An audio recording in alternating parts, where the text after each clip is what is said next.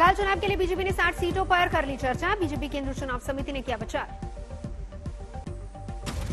सूत्रों के मुताबिक नंदीग्राम समेत लगभग 15 सीटों पर अंतिम फैसला प्रधानमंत्री अमित शाह और जेपी नड्डा पर छोड़ा गया। पहले 2 चरणों के लिए उम्मीदवारों के नाम पर हो रहा है मंथन। सूत्रों के मुताबिक नंदीग्राम से शुभेंदु अधिकारी होंगे उम्मीदवार। बैठक में शुभेंदु अधिकारी ने नंदीग्राम से चुनाव लड़ने की जताई इच्छा। ममता बनर्जी को कम से कम 50,000 वोटों से हराने का दावा। बंगाल में बीजेपी केंद्रीय चुनाव कमेटी की मीटिंग में प्रधानमंत्री मोदी, नड्डा और शाह भी मौजूद। 1-2 दिन में सामने आ सकती है उम्मीदवारों की सूची। सूत्रों के मुताबिक बाबुल सुप्रियो ने चुनाव समिति से कहा, अगर भवानीपुर से ममता लड़ेंगे चुनाव तो वो टक्कर देने को तैयार। बैठक के बाद कैलाश विजयवर्गीय ने कहा, बाबुल सुप्रियो के अलावा 10 और नेताओं ने भवानीपुर से चुनाव लड़ने की इच्छा जताई है। बैठक के बाद बाबुल सुप्रियो ने कहा, हार के डर से ममता बनर्जी 2 जगहों से लड़ रही हैं चुनाव।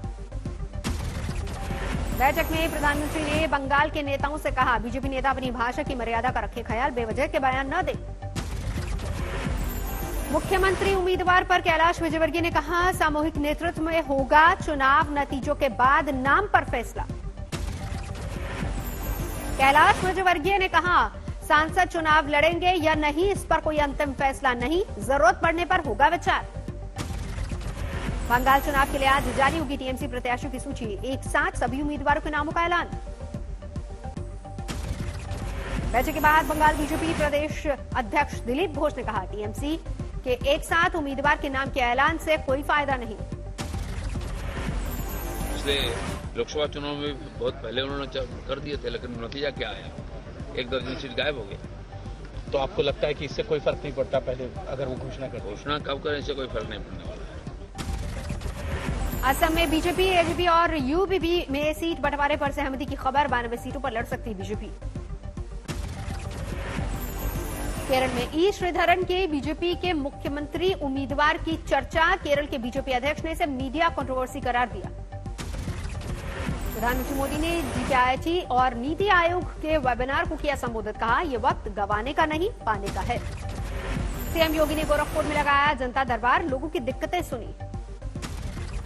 यूपी सरकार का ऐलान, हर विधायक को विकास फंड के लिए मिलेंगे 3 करोड़। सुशांत रिया ड्रग्स कनेक्शन को लेकर केस में आज एनसीबी दाखिल करेगी 30,000 पेज से ज्यादा की चार्जशीट। चार्जशीट में रिया समेत 33 लोगों के नाम।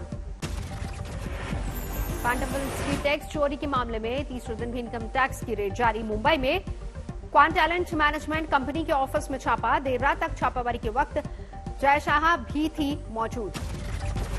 एक अभिनेत्री और मुंबई की 2 टैलेंट मैनेजमेंट कंपनी के ठिकानों पर छापे। अभिनेत्री के पास से 5 करोड़ नगद लेन देन के सबूत। इनकम टैक्स के मुताबिक 350 करोड़ की टैक्स चोरी मामले में जांच जारी। 2 बड़े प्रोडक्शन हाउस भी रडार पर। आयकर विभाग ने कंपनियों के दफ्तरों से ईमेल, हार्ड डिस्क समेत डिजिटल डेटा जब्त किया। 7 बैंक लॉकर भी सीज। विक्रम मोटवानी और विजय सुब्रमण्यम के घर भी छापा। टैक्स अदा करने में करोड़ों की हेराफेरी का आरोप। आधी रात से जनता पर महंगाई की एक और मार। लोकल ट्रेन के 3 गुना बढ़े किराए की दरें आज लागू। अब पैसेंजर ट्रेन की जगह एक्सप्रेस ट्रेन का देना होगा किराया। प्लेटफॉर्म टिकट के दाम भी 3 गुना ज्यादा बढ़े। आधी रात से फरमान लागू। महंगाई पर राहुल का वार। ट्वीट किया, केंद्र सरकार सिर्फ टैक्स कमाने के लिए जनता को महंगाई के दलदल में धकेल रही है। गाजीपुर बॉर्डर पर किसानों का प्रदर्शन जारी। कल आंदोलन के 100वें दिन पर बीकेयू नेताओं की केएमपी एक्सप्रेस वे जाम करने की तैयारी। सुबह 11 से 4 बजे तक लगाएंगे जाम। सिंघू बॉर्डर पर भी डटे हैं किसान। कृषि कानून वापसी की मांग पर अड़े। महाराष्ट्र में कोरोना की तेज चाल जारी। 24 घंटे में 8,998 नए मामले। महाराष्ट्र में 60 लोगों ने कोरोना से गंवाई जान। राज्य में 85,000 से ज्यादा एक्टिव केस। दिल्ली में भी लगातार बढ़ रहे हैं कोरोना के केस। 24 घंटे में 260 नए मामले। दिल्ली में पिछले एक दिन में 1 मरीज की मौत। राजधानी में 1,701 सक्रिय केस। देश में 16,838 नए कोरोना केस, 113 की मौत। मुंबई के अंधेरी में राधाकृष्ण रेस्टोरेंट के 10 कर्मचारी कोरोना पॉजिटिव। बीएमसी ने 2 दिनों के लिए बंद किया रेस्टोरेंट। मुंबई में बीजेपी नेता और पार्षद नितिन तेलवने गिरफ्तार। एक महिला ने घर में घुसकर छेड़खानी का आरोप लगाया था। गिरफ्तारी पर बीजेपी ने सवाल उठाए। श्रीकाकुलम में हैंडमेड 40 बम बरामद। पुलिस के मुताबिक 2 गुट आपस में एक दूसरे पर हमले की बना रहे थे योजना।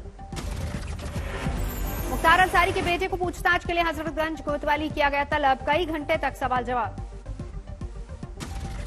इटावा में एक मनोरोगी से भीड़ने की दरिंदगी। चोर समझकर बुरी तरह से पीटा, अस्पताल में मौत। दिल्ली के चकरपुर में महिला ने 2 बच्चों की हत्या कर की खुदकुशी। पुलिस के मुताबिक घर नहीं जा पाने से थी परेशान। गाजियाबाद के साहिबाबाद और मोदीनगर इलाके में जौहरी दुकान का शटर काटकर लाखों की चोरी। 4 आरोपी गिरफ्तार। 6 किलो चांदी और 2.5 किलो कैश बरामद। यूपी के बाराबंकी में जलाभिषेक कराने जा रहे कांवड़ियों के जत्थे में चाकबाजी। एक कांवड़िए की मौत, 2 घायल। जम्मू कश्मीर के पूर्व मुख्यमंत्री फारूक अब्दुल्ला और पंजाब के मुख्यमंत्री कैप्टन अमरिंदर सिंह ने साथ में किया dance. Video viral. Captain Amarinder Singh की पोती की शादी में हुआ ये डांस।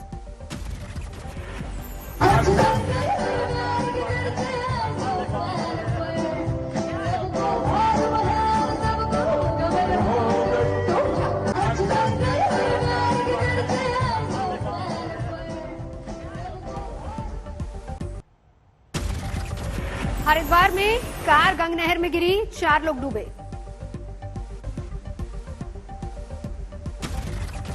अकोला की टिम्बर मार्केट में लगी भीषण आग, 6 दुकानें जली। इंदौर में कुंड में डूबने से 2 बच्चों की मौत। झरने से बने कुंड में नहा रहे थे बच्चे।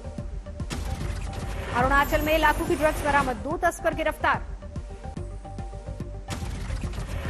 अलीगढ़ में एक मकान के अंदर चल रही फैक्ट्री में लगी आग, लाखों का नुकसान। रिहायशी इलाके में फैक्ट्री चलाने पर भी सवाल।